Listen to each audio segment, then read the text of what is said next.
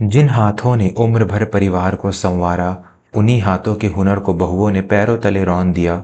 अपमान की आग में जलकर एक बूढ़ी माँ ने अपना घर छोड़ा, तो किस्मत ने ऐसा खेल रचा कि घमंडियों को घुटनों पर आना पड़ा। सर्दियों की एक सर्द सुबह थी।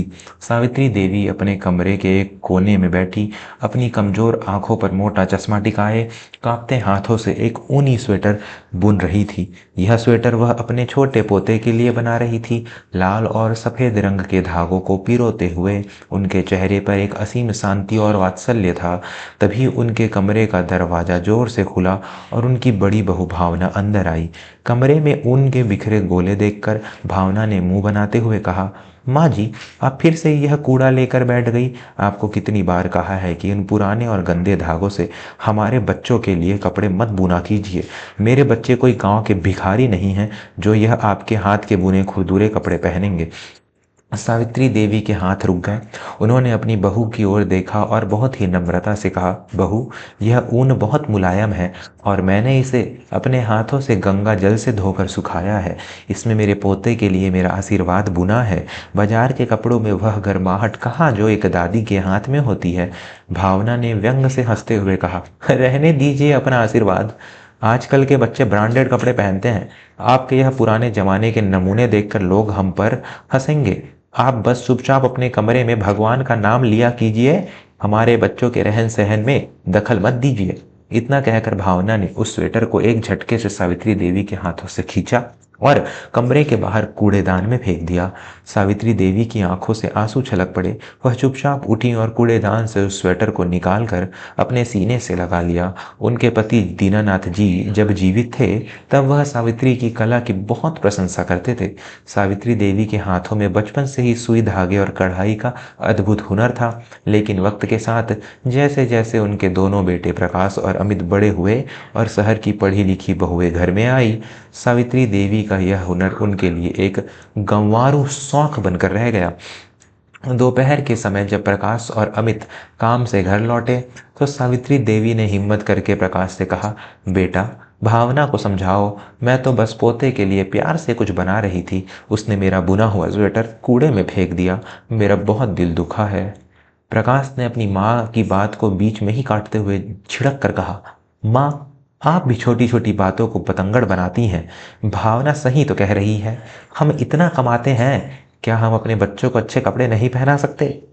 आप क्यों अपनी आंखें फोड़ती रहती है इन फालतू के कामों में? शांति से रोटी खाइए और आराम कीजिए। बार बार हमारी पत्नियों से उलझने की आवश्यकता नहीं है। अमित की पत्नी नेहा, जो वहीं खड़ी थी, ताना मारते हुए बोली, हाँ माँ जी, आपको तो बस घर में कलेश करने का बहाना चाहिए। हम दिन भर घर का काम करके थक जाते हैं और आप ऊपर से यह नई मुसीबत खड़ी कर देती हैं। कल को रिश्तेदार आएंगे तो क्या सोचेंगे कि हम अपनी सास से मजदूरी करवाते हैं। दोस्तों, क्या एक माँ का प्यार और उसका हुनर कभी मजदूरी हो सकता है? जब अपने ही खून के रिश्ते इस तरह के कड़वे बोल बोलते हैं तो इंसान अंदर तक टूट जाता है। अगर आप भी मानते हैं कि बुजुर्गों का सम्मान हर घर की नींव होता है तो अभी हमारे चैनल वर्मा स्टोरीज को सब्सक्राइब करें। आपकी एक सदस्यता हमें ऐसी ही भावपूर्ण कहानियाँ आप तक पहुँचाने का साहस देती है। वर्मा स्टोरीज से जुड़कर इस परिवार का हिस्सा बने। उस रात सावित्री देवी सो नहीं पाई। अगली सुबह वह जल्दी उठ गई। उन्होंने सोचा कि शायद बहुएं सही कह रही हैं, उन्हें घर के किसी काम में दखल नहीं देना चाहिए। वह रसोई के पीछे वाले भंडार गृह में गई ताकि वहां रखे अपने पुराने संदूक से पूजा का कुछ सामान निकाल सके। भंडार गृह में अंधेरा था। जैसे ही उन्होंने बत्ती जलाई, उनकी नज़र वहां पड़े पोछे के एक कपड़े पर पड़ी।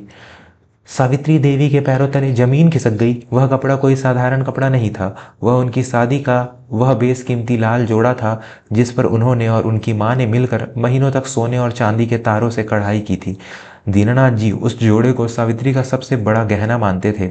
आज उस पवित्र और अनमोल कलाकृति को घर के फर्श पोंछने और धूल साफ करने के लिए फाड़ कर टुकड़े टुकड़े कर दिया गया था। कांपते हाथों से उन्होंने उस मैले हो चुके कपड़े को उठाया। तभी नेहा वहां आ गई। सावित्री देवी ने रुंधे हुए गले से पूछा, बहू, यह यह मेरी शादी का जोड़ा था। मेरी माँ की आखिरी निशानी। तुमने इसे पोछा कैसे बना दिया? नेहा ने बड़ी ही बेशर्मी से कंधे उचकाते हुए कहा, अरे माँ जी, वह पुराना संदूक जगह घेर रहा था। उसमें सब पुराने और बदबूदार कपड़े भरे थे। मैंने कबाड़ी को दे दिए। यह एक लाल कपड़ा थोड़ा मोटा था, तो मैंने सोचा फर्श साफ करने के काम आ जाएगा। अब आप इसके लिए भी रोना धोना शुरू मत कर दीजिएगा। पुराने कचरे का मोह छोड़िए। पुराना कचरा, यह शब्द सावित्री देवी के हृदय में तीर की तरह चुभ है। जिस कला को उन्होंने ईश्वर का वरदान माना, जिस घर को उन्होंने अपना खून पसीना देकर सींचा, वहां उनकी और उनकी भावनाओं की कीमत एक कचरे से ज्यादा कुछ नहीं थी। उनके बेटे प्रकाश और अमित भी वहां आ गए थे, लेकिन उन्होंने अपनी पत्नी को एक शब्द नहीं कहा, बल्कि प्रकाश ने कहा, माँ, अब आप हद पार कर रही हैं। एक फटे पुराने कपड़े के लिए आप घर में तमाशा कर रही हैं। सावित्री देवी ने अपने आंसुओं को पोंछा। उनके चेहरे पर अब कोई दुख नहीं था, बल्कि एक दृढ़ संकल्प था। उन्होंने गहरी सांस ली और कहा, तमाशा अब और नहीं होगा बेटा। जिस घर में कला, भावना और बड़ों के सम्मान को कचरा समझा जाए, उस घर में मेरा कोई स्थान नहीं है। मैं यह घर छोड़कर जा रही हूँ। दोनों बहुएं ने एक दूसरे की तरफ देखा और अब मन ही मन मुस्कुराई। उन्हें लगा कि बुढ़िया बस धमकी दे रही है, कहाँ जाएगी। लेकिन सावित्री देवी ने अपने 2 कपड़ों की एक छोटी सी पोटली बांधी, भगवान की एक मूर्ति ली और बिना पीछे मुड़े उस आलीशान घर की दहलीज पार कर ली। शहर के बाहरी किनारे पर एक पुराना खस्ता हाल कमरा था, जो दीनानाथ जी ने बहुत साल पहले खरीदा था। यह खंडहर हो चुका था। सावित्री देवी ने वही अपना डेरा डाला। उन्होंने अपने हाथों से उस जगह की साफ सफाई की। उनके पास उनके पति की दी हुई थोड़ी सी जमा पूंजी थी, जो उन्होंने हमेशा मुसीबत के लिए बचा कर रखी थी। उसी मोहल्ले में एक गरीब महिला रहती थी, विमला। विमला लोगों के घरों में बर्तन मांजती थी। जब विमला ने सावित्री देवी को उस खंडहर में देखा तो वह उनके पास आई। सावित्री देवी ने उसे अपनी आप बीती सुनाई। विमला ने रोते हुए कहा, माँ जी, यह दुनिया बहुत जालिम है। मेरे पति के मरने के बाद मेरे भी बच्चों ने मुझे निकाल दिया था। अब मैं पाई पाई को मोहताज हूँ। सावित्री देवी ने विमला के आंसू पोंछे और कहा, विमला, जब तक हमारे हाथों में हुनर है, हम मोहताज नहीं हैं। क्या तू मेरे साथ मिलकर काम करेगी? मैं तुझे ऐसी कढ़ाई सिखाऊंगी जो तूने कभी सोची भी नहीं होगी। विमला मान गई। सावित्री देवी ने अपनी बची हुई पूंजी से कुछ रेशमी धागे, अच्छी सुइयां और सूती कपड़े खरीदे। उन्होंने अपनी कमजोर आंखों पर चश्मा टिकाया और फिर से अपने उसी हुनर को जिंदा किया जिसे उनकी बहुओं ने पैरों तले रौंद दिया था। दिन रात एक करके सावित्री देवी और विमला ने मिलकर कुछ बेहद खूबसूरत साड़ियाँ और शॉल तैयार किए। उनकी कढ़ाई में पारंपरिक लोक कथाएं और प्रकृति के रंग बसे थे। दोस्तों, संघर्ष की आग में तपकर ही इंसान सोना बनता है।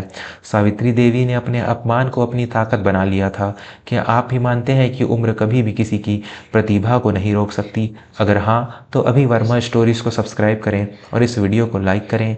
आपका एक सब्सक्राइब हमें यह विश्वास दिलाता है कि आप सच्चाई और मेहनत का सम्मान करते हैं। वर्मा स्टोरीज के साथ जुड़े रहें। एक दिन मोहल्ले में एक बड़ा मेला लगा। शहर से कई बड़े व्यापारी और कला प्रेमी वहां आए थे। सावित्री देवी ने एक छोटे से कोने में अपनी बनाई हुई साड़ियों और शॉल को प्रदर्शित किया। वहां से गुजरते हुए शहर की एक बहुत बड़ी परिधान व्यापारी नंदिनी की नज़र सावित्री देवी की कलाकृतियों पर पड़ी। नंदिनी ठिठक कर रुक गई। उसने वह शॉल हाथ में लिया और उसकी बारीक कढ़ाई देखकर हैरान रह गई। नंदिनी ने आश्चर्य से पूछा, माँ जी, यह अद्भुत कलाकृति किसने बनाई है? ऐसी महीन कढ़ाई तो आज की बड़ी बड़ी मशीनों में भी नहीं हो सकती। यह तो हमारी लुप्त हो रही प्राचीन कला है। सावित्री देवी ने मुस्कुराते हुए अपने हाथों की ओर देखा और कहा, बेटी, यह इन बूढ़े हाथों की मेहनत है। कभी किसी ने इसे कचरा कहा था, आज तुम इसे कला कह रही हो। नंदिनी ने तुरंत सावित्री देवी की सारी कलाकृतियां मुंह मांगे दाम पर खरीद ली। उसने सावित्री देवी के सामने एक प्रस्ताव रखा, माँ जी, मेरी एक बहुत बड़ी कंपनी है जो पारंपरिक भारतीय कपड़ों को विदेशों में बेचती है। मुझे आपके जैसे ही गुरु की तलाश थी। क्या आप मेरी कंपनी के लिए ऐसी कलाकृतियां तैयार करेंगी? मैं आपको इसका मुंह मांगा पारिश्रमिक दूंगी।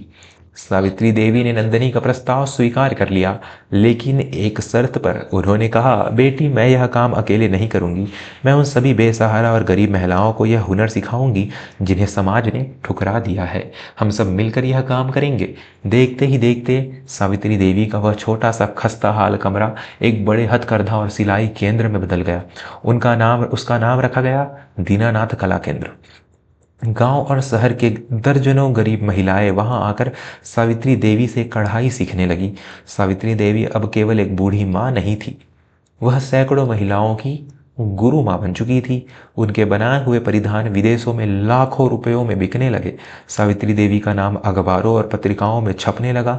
उन्हें राज्य सरकार की ओर से सर्वश्रेष्ठ पारंपरिक कलाकार का सम्मान भी मिला। दूसरी तरफ घमंड में चूर उनके बेटे और बहुओं का बुरा वक्त शुरू हो चुका था। प्रकाश और अमित जिस व्यापार को करते थे उसमें भारी नुकसान हुआ। उनकी कंपनी दिवालिया हो गई। बहुओं के महंगे शौक और फिजूल खर्ची ने उन्हें कर्ज के दलदल में धकेल दिया। नौबत यहाँ तक आ गई कि उनका आलीशान घर नीलाम होने की कगार पर पहुंच गया। एक दिन प्रकाश को पता चला कि शहर में एक बहुत बड़ी व्यापारी है जो हस्तकला का बहुत बड़ा काम करती है और वह लोगों की आर्थिक मदद भी देती है। कर्जदारों से परेशान होकर प्रकाश और अमित अपनी पत्नियों के साथ उस व्यापारी से मदद मांगने दीनानाथ कला केंद्र पहुंचे। जैसे ही वे लोग केंद्र के बड़े से वातानुकूलित दफ्तर में दाखिल हुए, उनके होश उड़ गए। सामने एक बड़ी सी कुर्सी पर और कोई नहीं बल्कि उनकी अपनी माँ सावित्री देवी बैठी थी। वही माँ जिसे उन्होंने अपमानित करके घर से निकाल दिया था। आज वह रेशम की एक साधारण लेकिन अत्यंत सुंदर साड़ी पहने चेहरे पर एक असीम तेज लिए बैठी थी। प्रकाश और अमित शर्म से पानी पानी हो गए। भावना और नेहा की आंखें फटी की फटी रह गई। बेटे दौड़कर माँ के पैरों में गिर पड़े और रोते हुए बोले, माँ हमें क्षमा कर दो, हमसे बहुत बड़ा पाप हुआ है। हमने हीरे को पत्थर समझकर ठोकर मार दी। आज हम सड़क पर आ गए हैं, हमारा सब कुछ छीन गया है। कृपया हमारे साथ घर वापस चलिए और हमें इस कर्ज से बचा लीजिए। भावना भी हाथ जोड़कर रोने लगी। हाँ माँ जी, मुझे मेरी गलती का एहसास हो गया है। मैं अंधी हो गई थी घमंड में, मुझे माफ़ कर दीजिए। सावित्री देवी ने अपने पैर पीछे खींच लिए। उनके चेहरे पर ना तो कोई क्रोध था और ना ही कोई ममता। उन्होंने बहुत ही शांत स्वर में कहा, बेटा, जब मैं उस घर में थी तो मैं तुम्हारे लिए एक बोझ थी। मेरे हुनर को तुमने कचरा कहा था। आज मैं जो कुछ भी हूं अपनी मेहनत और इन गरीब महिलाओं के साथ की वजह से हूं। तुम आज यहाँ अपनी माँ को लेने नहीं आए हो, तुम यहाँ एक अमीर व्यापारी से अपने कर्ज चुकाने के लिए पैसे मांगने आए हो। अमित ने रोते हुए कहा, नहीं माँ, हम सच में पछता रहे हैं। क्या आप अपने बेटों को इस तरह बर्बाद होते देख सकती हैं? सावित्री देवी ने अपनी मेज पर रखी एक सुंदर सी कढ़ाई वाली चादर की ओर इशारा करते हुए कहा, जब एक धागा अपनी जगह से टूट जाता है तो पूरी कढ़ाई बिगड़ जाती है। तुमने उस दिन सिर्फ मेरा बुना हुआ स्वेटर नहीं फेंका था, तुमने वह धागा तोड़ दिया था जो मुझे तुमसे जोड़ता था। रही बात पैसों की, तो यह पैसा मेरी इन गरीब बेटियों की मेहनत का है, किसी घमंडी की ऐसो आराम के लिए नहीं। मैं तुम्हें कोई आर्थिक मदद नहीं दे सकती, तुम्हें अपने कर्मों का फल खुद भुगतना होगा। सावित्री देवी ने उन्हें वहां से जाने का इशारा कर दिया। प्रकाश, अमित, भावना और नेहा सिर झुकाए आंसुओं से भरी आंखों के साथ वहां से खाली हाथ लौट गए। उन्हें जिंदगी का सबसे बड़ा सबक मिल चुका था कि जिस जड़ों को आप काट देते हैं वह पेड़ कभी आपको छांव नहीं दे सकता। सावित्री देवी ने साबित कर दिया था कि एक इंसान की असली पहचान उसके बैंक के खाते से नहीं बल्कि उसके हुनर और उसके स्वाभिमान से होती है। उन्होंने अपने अपमान को अपनी सीढ़ी बनाया और उन सैकड़ों महिलाओं की जिंदगी रोशन की जिन्हें सच में उनकी उनकी ज़रूरत थी। दोस्तों, यह कहानी हमें सिखाती है कि हमारे घर के बुजुर्ग कोई पुराना सामान नहीं है जिन्हें हम कोने में डाल दिया जाए। उनके पास अनुभव और हुनर का वह खजाना होता है जो दुनिया को किसी किताब में नहीं मिलता। जो इंसान अपने माता पिता और उनकी कला का सम्मान नहीं कर सकता वह जीवन में कभी सच्ची सफलता नहीं पा सकता। अगर आपको सावित्री देवी का यह स्वाभिमान और यह कहानी दिल को छू गई हो तो हमारे चैनल वर्मा स्टोरीज को अभी सब्सक्राइब करें। नीचे कमेंट करके बताएं कि आपको सावित्री देवी का फैसला कैसा लगा। क्या उन्होंने अपने बेटों को माफ़ ना करके सही किया? वीडियो को अपने परिवार के साथ ज़रूर शेयर करें। मैं विवेक वर्मा मिलूंगा आपसे ऐसी ही एक और नई और दिल को छू लेने वाली कहानी के साथ। तब तक के लिए अपना और अपनों का ख्याल रखें। नमस्कार।